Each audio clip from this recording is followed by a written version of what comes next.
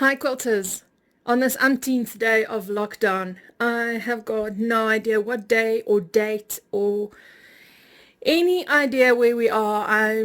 Days are kind of just flowing one into the other like a blur almost. Get up, kind of maintain some sort of routine, um, work, make masks, household, spend family time. So I'm working on this 28-year-old log cabin top for a customer. I thought I'd show you how perfectly my stencil fits this quilt, which I thought up and realized this morning as I came into the studio.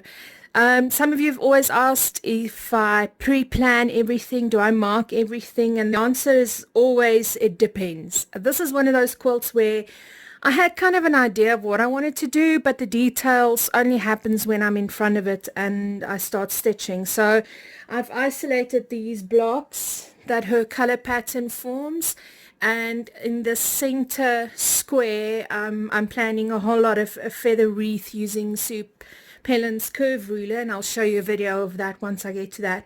But I have these inset triangles that remains, and I thought this stencil would work absolutely perfectly for that. It carries on in the theme, and so I'm going to place that. So these are designs that I've done for Full Line Stencil Company. Go and have a look at their website. You can still order beautiful, beautiful stencils that help you along the way. You don't have to think up everything or redraw, just place and pounce. So I'm going to show you quickly. It's really simple. Decide on which size I want, and I actually want to opt for the bigger one so that I can fill the space to the maximum. Kind of place it where I need it to be.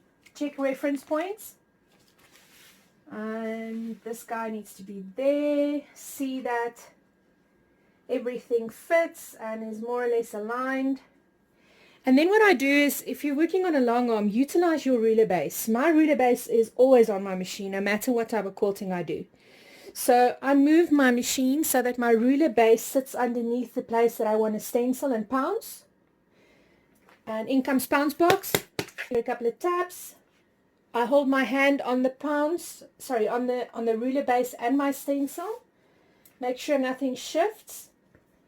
So now I have a hard flat surface onto which I can pounce. And we're just going to wipe that pounce in there.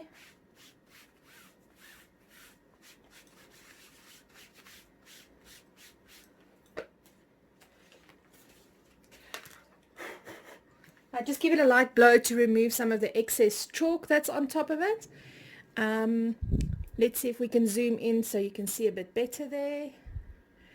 And there's my stencil, pounced, and now I can stitch. I'll show you the next bit when I get there. Happy quilting! I can offer you a tip, quilters, when you are following a stencil or a set design. I like to quilt with my one hand. My right hand and my left hand is placed on my ruler base like this. And what I do with that is I press down just a little bit. I call it give it breaks. So give your machine some breaks so it can't run away on its own. And that way you can help stabilize the machine so that you can more accurately follow lines or stitch around applique, for instance. Not all of us are keen or do well with a ruler around applique. Sometimes I do, sometimes I don't. Sometimes I do with a ruler, follow the stencil line. Most of the times I just do it freehand, but I use my left hand or my non-dominant hand to provide resistance on the frame, on the machine bed, so that it doesn't run away with me and it'll only go where I want it to go. So I'm going to do a bit of stitching, start off slow and steady, and then it'll be a fast forward view until we see the end product.